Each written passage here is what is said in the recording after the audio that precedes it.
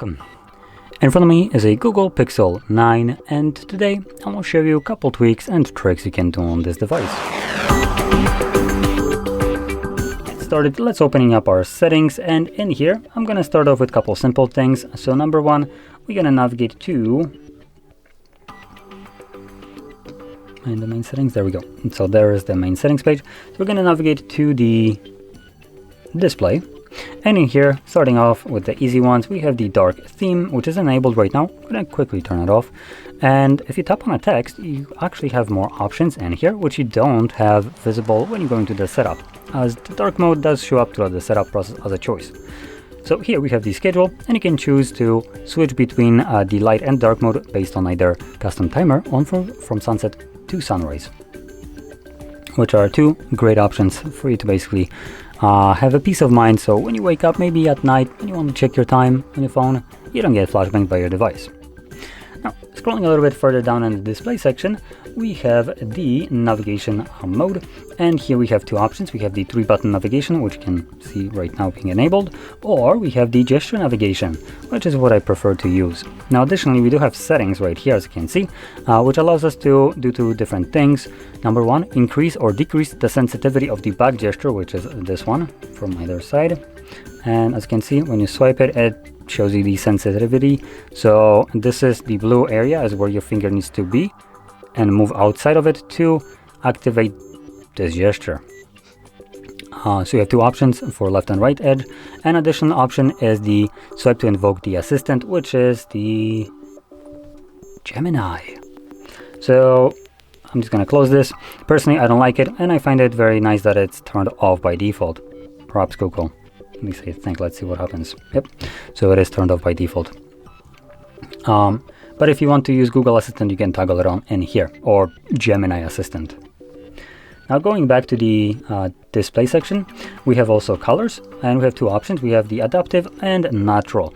Now Google is actually one of those companies that doesn't overdo the colors here, so there's a subtle difference between the natural and adaptive, with natural being a little bit less toned down and more, well, trying to look more natural, compared to the adaptive, which is a tiny bit more saturated. This is all up to preference, so pick whichever one you want. I personally like the natural for the most part on almost all devices. Now going back to the display and scrolling further down, we have the smoothness of the display, which is by default enabled, and this basically runs the display at 120 Hz refresh rate whenever there's something to obviously utilize that. So when I'm swiping up and down right now, this is at 120 Hz to give me that battery smoothness. But when I stop scrolling down and you have just a normal image, sorry for that, and you have normal image, you basically, or the device itself, lowers down the refresh rate to something like 60 or maybe even lower to preserve battery life. Now, if you don't see much of a difference if you turn that off between it on and off, then you might want to stick with the with this being disabled, as it will give you better battery life. Now, going back to the main settings page now, we can navigate to the wallpaper and style, and this is just a typical kind of customization section for your device with lock screen and home screen options, and things like the accent colors right here. But one thing that is pretty neat in here is we swipe down, I think, oh no, there we go. We have the more wallpapers right here. You can click on it, and then in here you'll find the AI wallpapers. From the options, you can choose some kind of category, as you can see. So I am gonna select, let's go terrain, and then you have two different words that will give the prompt to the generation. So we have surreal, cliffs, and yellow. So colors and basically what it shows. So you have surreal, realistic, let's go realistic, cliffs, we can change it to Salt Lake maybe, there we go, and yellow, let's make it turquoise, and create wallpaper. Now this does take a moment to generate such a wallpaper, so probably skip like 5 to 10 seconds because like I said, it will take a moment. Oh wow, that was actually quicker than I expected. So there we go. Now it generates not only one wallpaper but 4 different ones, so you can just swipe through and pick whichever one you will like the most. I think this one looks cool, so select checkbox, home screen, set wallpaper. I'm gonna do both. And once you select a wallpaper, it automatically generates new accent colors for things like the toggles in here. And it automatically already selects one that is based on the wallpaper colors. So pretty neat. And a little bit further down here, we also have the shortcuts.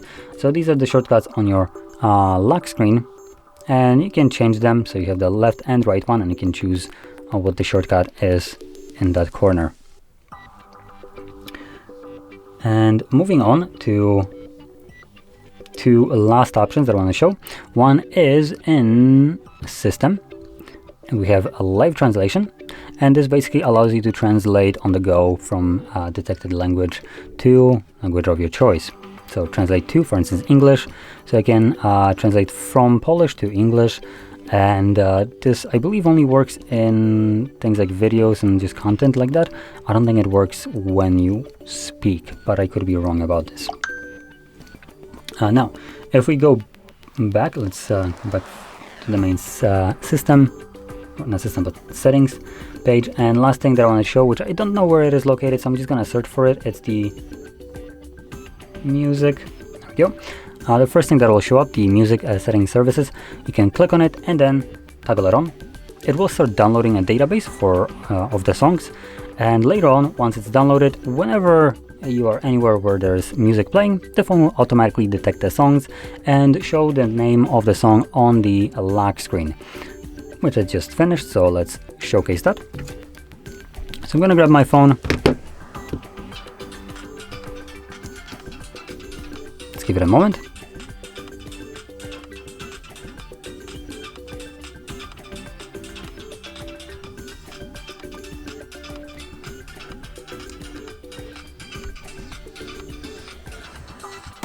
So there we go. It took it a moment.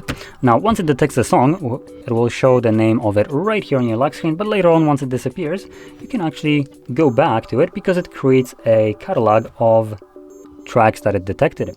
So you would go back to the music section right here where you have toggled it on. And by scrolling down, you'll find the now playing history, which now consists of one song that it detected. And it shows me also the time that it detected it.